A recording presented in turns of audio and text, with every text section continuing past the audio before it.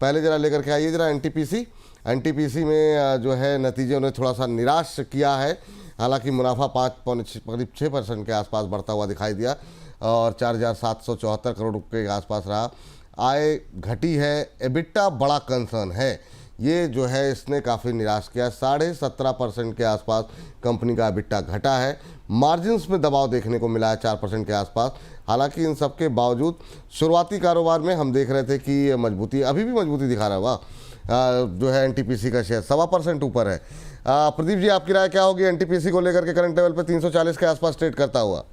कि जिस तरीके से 340 के आसपास ट्रेड हो रहा है, मुझे लगता है कि लास्ट 2 दिन का हायर हाई अभी क्लोजिंग देने वाला है आज, और एक स्टॉप लॉस मेंटेन करना पड़ेगा यहाँ पे 325। तो जिनके पास भी पोजीशन है शॉर्ट टर्म व्यू से 325 का स्टॉप लॉस रहेगा। और अगर आपका इन्वेस्टमेंट व्यू है, थोड़ा लंबा व्यू है, लॉन्ग टर्म मतलब एटलीस्ट 6 से 8 महीना, तो मुझे लगता है कि स्टॉप लॉस और थोड़ा कम होना चाहिए 305 के आसपास, क्योंकि शॉर्ट टाइम में वॉलेटिलिटी ज्यादा होता है। So with A stop loss of 305 you can hold with A target of 375 and 380 का टारगेट रहेगा, आप होल्ड करके जाइए। लेकिन करेंट जोन से जिस तरीके से स्ट्रक्चर बिल्ड हुआ है, मुझे लगता है कि स्टॉक बहुत जल्दी आपको 350 आने वाला है।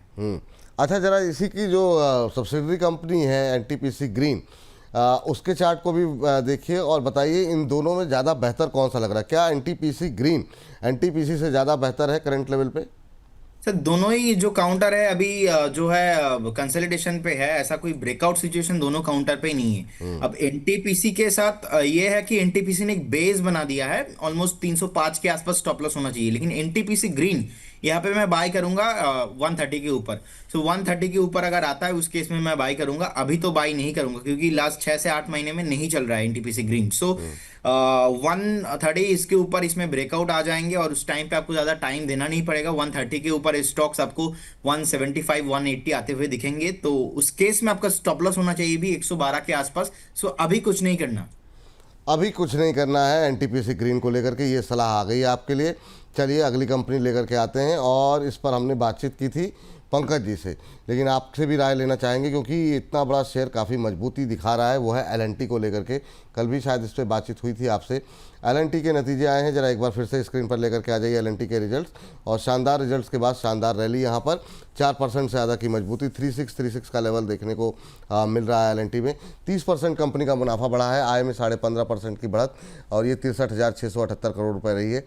एबिटा अगर हम बात करें तो यहाँ पर भी काफ़ी अच्छी बढ़त, 12.5% के आसपास की। मार्जिन्स ऑलमोस्ट फ्लैट रहे हैं, थोड़े से गिरे जरूर हैं पर चलिए, लेकिन ओवरऑल रिजल्ट काफ़ी अच्छे और वो चार्ट पे दिख रहा है, प्राइसेस में दिख रहा है 4% की तेज़ी। सर क्या करें एलएनटी में? अभी क्या करंट लेवल पे भी कोई अपॉर्चुनिटी है क्या? सर मुझे लगता है कि यहाँ पे अभी भी पॉसिबिलिटीज है, स्टॉक नॉन स्टॉक 3720 3720 तक आने का पोटेंशियल है, वहां पे रेसिस्टेंस है। सो अगर आपके पास लॉन्ग पोजीशन है तो आप एक बार एग्जिट करने का सलाह रहेगा। 3710 लेके 3720 के बीच में कभी भी आता है उस केस में, अभी नहीं। अभी जिनके पास है आप एक ट्रेलिंग स्टॉप लॉस मेंटेन कीजिए 3610 के आसपास। और अगर आपके पास है तो 3610 आपके पास स्टॉप लॉस होना चाहिए। तो with a stop loss of 3610 you can hold up to 3710 से लेके 3720 के बीच में एक रेसिस्टेंस है, वहां पे बहुत ही स्ट्रॉन्ग रेसिस्टेंस है। तो मुझे लगता है उस केस में आपको एक बार उस जोन पे एग्जिट करना चाहिए, अभी नहीं। लेकिन फंडामेंटली अच्छा काउंटर है, टेक्निकली भी बढ़िया काउंटर है। लेकिन टेक्निकली क्या हो रहा है, 2024 लास्ट ईयर से मार्च से अभी तक कंसोलिडेशन जोन पे ही है। सो कोई ब्रेकआउट, बड़ा वाला ब्रेकआउट सिचुएशन में नहीं है। सो इस केस में आप साइड में यहाँ से सर और 70-80 पॉइंट ही मोमेंटम हो सकता है। ठीक, इस बीच जो है हमारे साथ एक और विशेष मेहमान भी जुड़ गए हैं, उनका भी वेलकम करते हैं। और प्रियांक शर्मा जी हमारे साथ जुड़ चुके हैं और इस बीच 1200 से ज़्यादा दर्शक भी हमारे साथ जुड़ चुके हैं। प्रियांक जी, आपका भी बहुत बहुत स्वागत आज की इस विशेष चर्चा में। और सर अभी हम बात कर रहे हैं जरा रिजल्ट्स को लेकर के, तो इस सेगमेंट को कंप्लीट कर लेते हैं, फिर मार्केट पे आपका व्यू लेंगे। लेकिन अभी जरा एक रिजल्ट लेकर के आइए और उस पर दोनों लोगों की राय जानना चाहेंगे। वो है जीएमआर एयरपोर्ट, काफ़ी दिन से ये रेंज में फंसा हुआ है जीएमआर एयरपोर्ट का शेयर। आज जो है शुरुआती तेज़ी के बाद फिर से प्रॉफिट बुकिंग, लग रहा था कि शायद इस बार रैली में जो है ये जो है अपना ब्रेकआउट आ सकता है। यहाँ पर अगर हम देखें तो रेवेन्यू में 34% की ग्रोथ रही है, एबिटा 45% की ग्रोथ यहाँ पर देखने को मिली है। मार्जिन्स पहले से इम्प्रूव हुए हैं। तो प्रियांक जी जरा जीएमआर पे देखिए कब क्रॉस करेगा ये अपना मतलब 100 का लेवल? सर आपको आवाज आ रही है मेरी? आपकी आवाज़ बहुत शानदार है सर। अरे sir, all right. Good morning sir, और गुड मॉर्निंग सभी व्यूअर्स को। Pradeep ji, good morning. Sir मेरे हिसाब से जीएमआर एयरपोर्ट जो आपने पूछा है, यहाँ पर अगर आप थोड़ा सा नोटिस करेंगे, 2024 के फरवरी में एक हाई बना था जो कि एक बहुत ही इंपॉर्टेंट रेजिस्टेंस होने की वजह से प्राइस बार बार वहां से रिजेक्ट हो रहा है। वो है 94 रुपीज 35 पैसा, 94 रुपए 35 पैसा। और ये लेवल जब तक ब्रेक नहीं हो रहा है, प्राइस एक्शन के हिसाब से अगर हम बात करें, तो मार्केट के ऊपर जाने के चांसेस बार बार ऐसे ही रहेंगे कि प्राइस यहाँ पहुंचेगा और रिजेक्शन प्रोवाइड करेगा। अब बात करते हैं फिलहाल के नतीजों के हिसाब से क्या दिखाई दे रहा है। जैसे कि कल ही इसके रिजल्ट भी यार आपने बताया भी, तो वही सर शॉर्ट टर्म तो अभी मार्केट के सेंटिमेंट भी हम लोग कल भी डिस्कस कर ही रहे थे। उसी नजरिए से देखते हुए मैं सोच रहा हूँ कि यहाँ पे अगर इसका थोड़ा बहुत साइडवेज हमें एक्शन देखने को मिल जाए, तो एक और बार अटेम्प्ट होगा 94 रुपए को ब्रेक करने का, शायद इस बार कामयाबी मिल जाए। लेकिन अगर प्राइस 85 रुपए के नीचे आ जाता है, फिर बड़ी समस्या आ जाएगी। फिर जो है प्राइस नीचे के लेवल्स देख सकता है, 80 के नीचे भी पहुंच सकता है। तो यहाँ पे मेरा यही समझ रहेगा कि 85 के लेवल को बहुत ध्यान से देखा जाए कि वो कैसे इसको होल्ड करता है आने वाले दिनों में। और अगर 85 सपोर्ट करके प्राइस को एक रिएक्शन दे देता है, तो 94 अगर ब्रेक हो गया, मतलब आप समझिए 94.35 के लेवल के ऊपर अगर क्लोजिंग हो जाती है डेली कैंडलस्टिक, वीकली कैंडलस्टिक, फिर वो बात बनेगी और फिर हम इसे 120 भी जाते हुए देखेंगे। प्रदीप सर जरा एक बार आप भी देख लीजिए, क्योंकि इस पे जीएमआर पे बहुत लोगों की पोजीशन फंसी हुई है लंबे समय से। एक बार क्या टिप्पणी रहेगी आपकी? सर जैसे कि पियांग जी ने बताया, ऑलमोस्ट मेरा सेम ही व्यू है। देखिए अभी जो है प्राइस 90 के नीचे चल रहा है, और हमने बहुत बार डिस्कशन किया था 92.50 इसके ऊपर सस्टेन नहीं हो रहा है बहुत टाइम से। तो एटलीस्ट 92 93 के ऊपर सस्टेन तो होना चाहिए। जब तक प्राइस नहीं होता है ना, उसके बाद जो नेक्स्ट मोमेंटम है वो नहीं आने वाला। So according to my view, जिनके पास है बने रहिए with stop loss of 82.50, 82.50 stop loss maintain कीजिए, बने रहिए। लेकिन यहाँ पे सर ना ही अपना कोई ब्रेकआउट सिचुएशन है, 100 साइकोलॉजिकल लेवल है, उसके नीचे ही है। 93 के ऊपर आप देखेंगे 98 99 100 तक आपको जाते हुए दिखेंगे। 100 के ऊपर एक बार फिर से इस स्टॉक को एक बार रिव्यू करना पड़ेगा। लेकिन आप लास्ट भी ईयर का प्रॉफिट देखेंगे, ऑलमोस्ट नेगेटिव ही है। अब लास्ट ईयर का भी ऑलमोस्ट 600 करोड़ के आसपास लॉस पोस्ट किया था। सो इस वजह से मैं थोड़ा इसमें अभी ज़्यादा मोमेंटम नहीं देख पा रहा हूँ। एटलीस्ट प्राइस एक्शन के लिए वेट करेंगे 92.50 इसके ऊपर। जी चलिए, तो ये बात जीएमआर को लेकर निकल के आ रही है। एशियन पेंट्स पे हम लोग जरा बात कर लेते हैं फटाफट। हम लोगों ने बर्जर पे बात की। प्रियांक जी आप देखिए जरा एशियन पेंट्स के रिजल्ट जरा स्क्रीन पर लेकर के आते हैं। और क्या अभी यहाँ पर और ज़्यादा कोई गुंजाइश रह गई है क्या? 2439 2449 40 के आसपास का लेवल देखने को मिला। रिजल्ट एक बार जरा स्क्रीन पर लेकर के आ जाइए। रिजल्ट तक पे अगर हम एक नज़र डालें एशियन पेंट्स के, तो 6% डाउन रहा है मुनाफा, 1117 करोड़ रुपए रहा है। रेवेन्यू में भी दबाव देखने को मिला है, पर ज़्यादा दबाव देखने को नहीं मिला है। हल्का दबाव यहाँ पर देखने को मिला 2% के आसपास का। एबिटा की अगर बात करें तो ये भी दबाव में रहा है। लेकिन इन सब के बावजूद जो है हमने देखा कि शेयर में जो है वो मजबूती देखने को मिल रही है एशियन पेंट्स के। शायद आप जिस तरीके से क्रूड में गिरावट भी देखने को मिल रही, काफ़ी हद तक ये फैक्टरिंग था। प्रियांक जी कैसे देख रहे हैं आप एशियन पेंट्स को?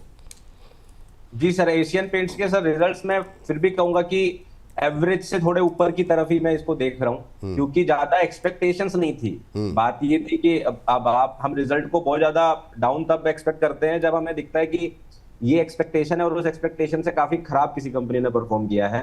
सो ऑलमोस्ट जो एक्सपेक्टेशन थी वैसा सा ही रिजल्ट रहा, तो मेरे हिसाब से इसीलिए मार्केट ने इसको कहीं ना कहीं पॉजिटिव लिया है। और पिछले 3 दिन से लगातार जो ये बुलिश मोमेंटम इसके अंदर मेंटेन है, मुझे ऐसा लगता है कि अभी ये 1-2 दिन और मेंटेन रहना चाहिए। और मुझे ऐसा लगता है कि यहाँ से हम 2480, 2500, 2480, 2500 के आसपास तक के लेवल से यहाँ पे आने वाले 2-3 दिनों के अंदर देख सकते हैं। अगर इसको हम बाइंग के नजरिए से देखें, तो क्योंकि 3 दिन से लगातार बाइंग आई है, तो मैं ये सजेस्ट करूंगा कि थोड़े से इंट्राडे करेक्शन जो होते हैं, जहां मार्केट सांस लेने के लिए थोड़ा रुकती है, उनका थोड़ा आप वेट करें एंट्री करने के लिए।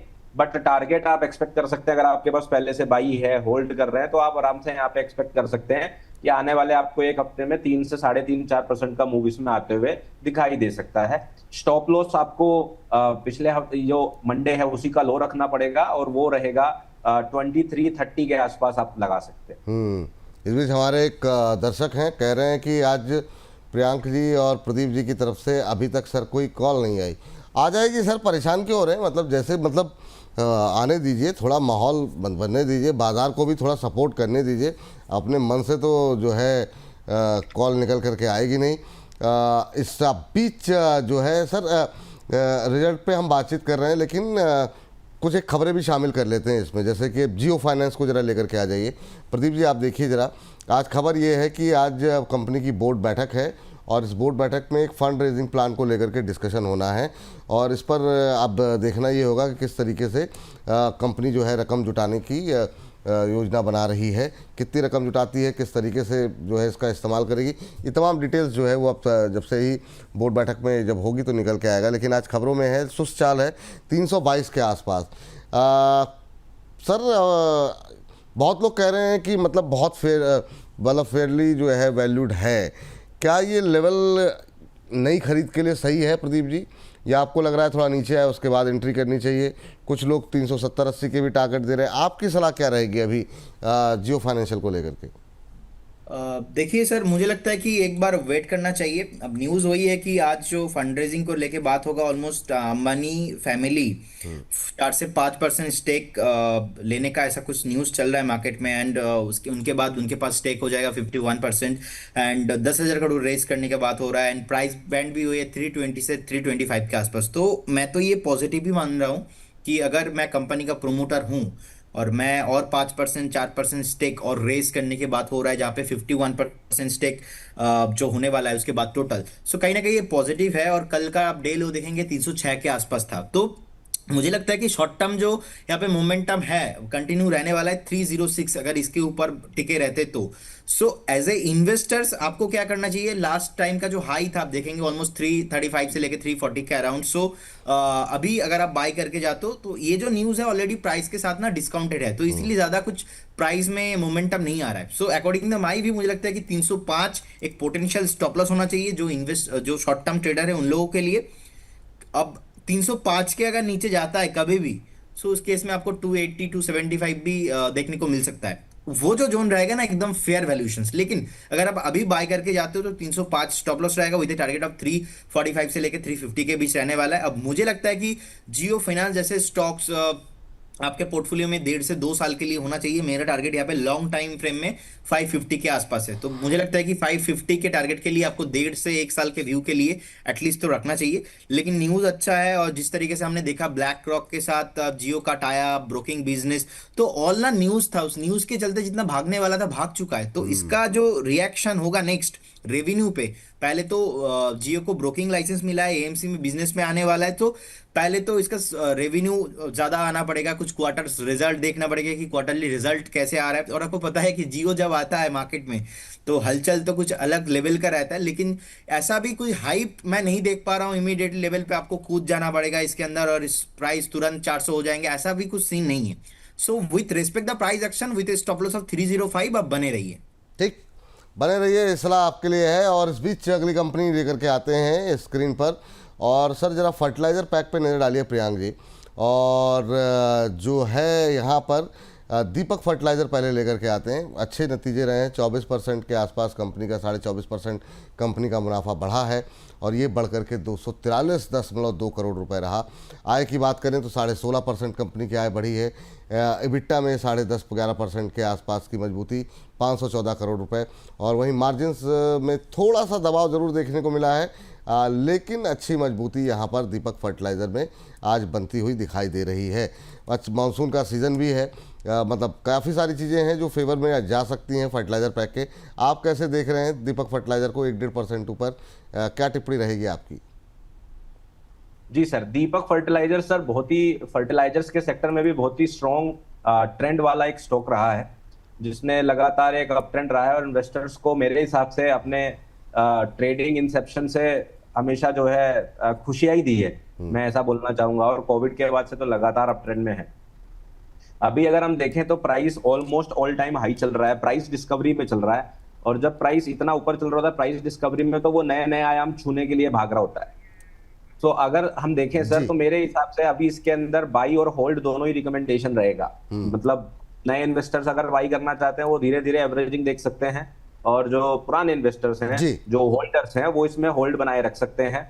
इसके अंदर हमने बस क्या ध्यान रखना है कि जो अभी प्राइस ने हाई हाँ। बनाया था। जी, एक कॉल आ गई है शायद, जरा एक सेकंड के लिए आपको एक ब्रेकआउट सेकंड। आया है, कंपनी का नाम है सुमितोमो केमिकल। करेंट जोन से बाय करने का सलाह रहेगा। सुमितोमो केमिकल में 633 632 के आसपास चल रहा है। स्टॉप लॉस होगा इसमें 612 612 के आसपास एक स्टॉप लॉस मेंटेन कीजिए। पहला टारगेट इसमें होगा 642 का, तो 642 का पहला टारगेट, और सेकंड टारगेट मुझे लगता है कि 675 सेकंड टारगेट, पहला target 642, stop loss 612। Current zone से बाय करने का सलाह रहेगा। नेक्स्ट 4 से 5 दिन का स्विंग कॉल है, 4 से 5 दिन का व्यू आपके पास होना चाहिए। मेक श्योर क्वांटिटी आप आपके रिस्क के हिसाब से लीजिए। हमारे पास कुछ भी कंफ्लिक्ट ऑफ इंटरेस्ट नहीं है इस कॉल का। 632 पे चल रहा है, 612 का स्टॉप लॉस रखिए, 642 10 रुपये ऊपर का पहला टारगेट है। उसके बाद से ये टारगेट जब पूरा हो जाए तो 675 दूसरा टारगेट है, तो 642 675 दो टारगेट यहाँ पर दिए गए हैं। एक स्टॉप लॉस दिया जा रहा है 612 रुपये का, उसका ध्यान रखिए। 4.5% ऊपर इंट्राडे हाई पे ही ट्रेड करता हुआ, तो यहाँ पर निगाहें हमारी बनी हुई है सुमितोमो केमिकल पे। जैसे कोई नया अपडेट आता है यहाँ पर और कोई तेज़ी या मंदी होती है तो हम आपको तुरंत अपडेट करेंगे। आप प्रियांक जी अपनी बात पूरी कर लीजिए सर आप। जी सर, जी सर। तो दीपक फर्टिलाइजर पे सर मेरा बायस जो है वो कहीं ना कहीं मिड टर्म बुलिश ही है, और मेरे हिसाब से स्टॉक अभी और पोटेंशियल रखता है और आने वाले वक्त में हमें 2000 का लेवल छूते हुए दिख सकता है, 2000 से 2200 का। और इसके अंदर जैसा मैं बात कर रहा था कि हम लोग जो नए इन्वेस्टर हैं वो भी बाइंग या एवरेजिंग देख सकते हैं, तो उनके लिए जो सही प्राइसेस मेरे हिसाब से रहेंगे वो 1550 के नीचे रहेंगे। करंटली 1630 चल रहा है, तो आपको थोड़ा सा पेशेंस रखने की नीड है। ऐसा नहीं है कि आप बस उठे और डायरेक्टली बाई कर लें। आप 1550 के नीचे प्राइस को एक बार आने दीजिए और 1400 आपको मिल जाए, 1450 मिल जाए, वो सारा जोन अच्छा है। बाई करके इसको होल्ड रखना पड़ेगा, थोड़ा पेशेंस चाहिएगा, लेकिन इस स्टॉक के अंदर अभी पूरा पोटेंशियल है कि ये 2000 के लेवल को मार्क करेगा आने वाले दिनों में मेरे। चलिए 2000 के लेवल को मार्क करेगा, तो यहाँ पे आप लोग नज़र रखिए। बैंक ऑफ इंडिया के रिजल्ट दे दीजिए। बैंक ऑफ इंडिया के रिजल्ट की अगर हम बात करें तो यहाँ पर मुनाफा कंपनी का 32% बढ़ा है, ये 2252 करोड़ रुपए रहा है। एनआईआई में 3% के आसपास की गिरावट देखने को मिली है। वहीं अगर हम देखें जेएनपीए जो है उसमें भी थोड़ा सा दबाव। बैंकों के रिजल्ट अच्छे नहीं आ रहे हैं। प्रियांक जी छोटी टिप्पणी आपकी और प्रदीप जी आपकी भी क्या रहेगी, और फिर प्रदीप जी को जाना है तो उनको विदा किया जाए। बैंक ऑफ इंडिया पे आप लोगों की राय, प्रियांक जी आपसे शुरू करना चाहेंगे। जी sir, bank of India sir, जैसा अभी बैंक्स के बारे में हम कल से ही बात कर रहे हैं कि थोड़े से दिन अच्छे नहीं चल रहे, लेकिन मेरे हिसाब से भले ही रिजल्ट्स उतने फेवरेबल रहे हो या ना रहे हो, बैंक ऑफ इंडिया उन कुछ स्टॉक्स में से है जिसका चार्ट ये कहता है कि अभी इसमें दम है, और ये अभी आने वाले दिनों में कुछ वक्त के लिए शांत रह सकता है, साइडवेज रह सकता है, लेकिन ये बुलिश जाना चाहता है। उसका कारण क्या है कि अगर आप देखेंगे अक्टूबर 24 के बाद लगभग मार्केट के हर एक सेक्टर में और लगभग बहुत सारे स्टॉक्स के अंदर हमने करेक्शन देखा, बट बहुत कुछ कम स्टॉक्स थे और उनमें से एक बैंक ऑफ इंडिया है, जिसके अंदर हम देखेंगे कि अक्टूबर 2024 से लेकर मई 2025 जो 7 महीने कहीं ना कहीं हमने बेरिशनेस पूरे मार्केट में देखी, सेंटिमेंट्स देखे, इस स्टॉक ने बेरिश मोमेंटम ना गेन करके साइडवेज मोमेंटम गेन किया। और ये एक अच्छे स्टॉक की निशानी होती है कि जब मार्केट्स के सेंटिमेंट्स या मार्केट की साइकिल बेरिश चल रही होती है तो वो क्योंकि अपनी फेयर वैल्यू को खोना नहीं चाहता तो वो साइडवेज होना पसंद करता है। तो बैंक ऑफ इंडिया उन चुनिंदा स्टॉक्स में से एक है जिसने ऐसा प्राइस एक्शन बनाया। सो मेरे नजर में बैंक ऑफ इंडिया अभी भी लोगों के चॉइस हो सकती है, बाई एंड होल्ड दोनों रिकमेंडेशन इसके अंदर मेंटेन रहेगी। हाँ, आपको प्राइस अभी थोड़े दिन और साइडवेज दिख सकता है जब तक मार्केट फेवरेबल ना दिखे या ऐसी कोई न्यूज ना आए जो कैटलिस्ट की तरह काम करे, प्रेरक की तरह काम करे प्राइस को पंप करने में। तो आप एक्सपेक्ट कर सकते हैं कि 100 रुपए से 115 रुपए के बीच में ये एक अच्छा एक्यूमुलेशन जोन है, रखने वाला स्टॉक है। और जब भी मार्केट मोमेंट पकड़ेगी, जब भी वो कैटलिस्ट इसको मिलेगा, मुझे लगता है कि बहुत आसान और शॉर्ट टर्म में ही हमें 140 का टारगेट देखने को मिलेगा, और उसके बाद फ्यूचर और भी ब्राइट और आगे के टारगेट्स भी हमें देखने को यहाँ पर मिलते हुए दिखाई देंगे। इनवैलिडेशन आप समझ सकते हैं इस तरह से कि मैं आपको 115 और 100 के बीच में इसके बाइंग जोन्स बता रहा हूं, आपको सिर्फ 95 94 के आसपास ही अपना इनवैलिडेशन रखना है, बहुत दूर नहीं रखना है। आपको देखना है मार्केट उसके नीचे स्ट्रांगली मोमेंटम पकड़ के ना जाए, क्योंकि ये नहीं गई है पिछले एक साल में, इसलिए। प्रदीप जी आपकी टिप्पणी बैंक ऑफ इंडिया पे और डिस्क्लोजर आपका। देखिए, मुझे लगता है कि अभी 115 के आसपास चल रहा है, जैसे कि प्रियांक जी ने बताया, मेरा भी ऑलमोस्ट सेम ही व्यू है, और मुझे लगता है कि बैंक पे तो दम है सर, और एक स्टॉप लॉस मेंटेन करना पड़ेगा। स्टॉप लॉस रहेगा 96 के आसपास, 96 के आसपास स्टॉप लॉस मेंटेन कीजिए, जिनके पास है बने रहिए। 135 140 कमिंग सून है।